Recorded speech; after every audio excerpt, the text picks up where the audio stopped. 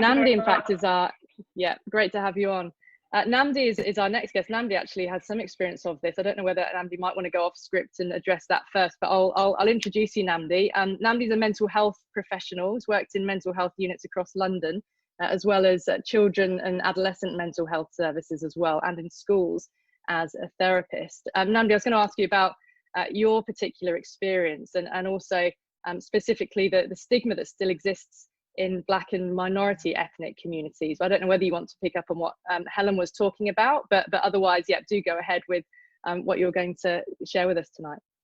Yeah, I mean, first of all, I just want to just applaud all the contributors today. It's been amazing to hear and hear the stories. And this is what I do, 9 to 5. I've worked, yes, across across hospital wards. I've worked across community mental health services, so the crisis line, as a CBT therapist, as a practitioner. So listening to all the stories, I've heard and talked to somebody just like that, and it's really inspiring to see how they pull their way across. The sad thing for me, being from the Black and Asian minority communities, that there's very few of us who come forward to seek the help.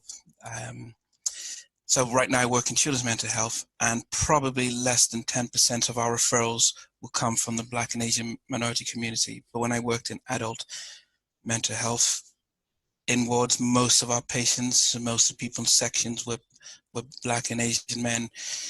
And yeah, I can relate from the stigma point. You know, parents from Nigeria, West Africa, brought up in Liverpool, but there was a sense that mental health was seen as a taboo. It was seen as what has the family done wrong, and it will bring wider shame to the family if it's brought up. When I relocated to the UK, I understood how I was part of that, how I was part of not understanding the wider problem.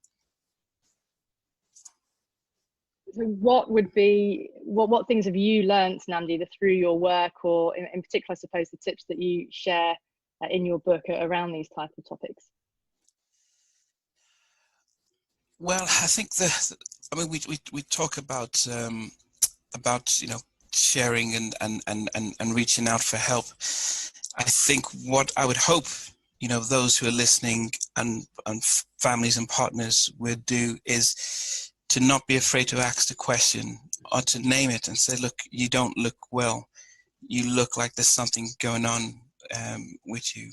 What's happening? I've got a number of friends who, they know me well, they may be on this, who know that when we talk, I cut straight through and say, okay, let's put the football aside, let's put the other stuff aside.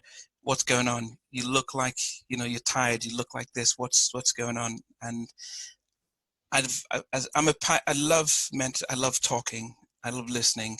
And so it's, you know, to me, having a job doing this is passionate. But I would just hope that you just be brave and be honest and be patient. But then also, if they don't want to find the help, an intervention. You know, we do that if people are struggling with drugs and alcohol, but we're slow to do that if we find people might be struggling with their mental health. So I would hope an intervention would be something that people can look to do.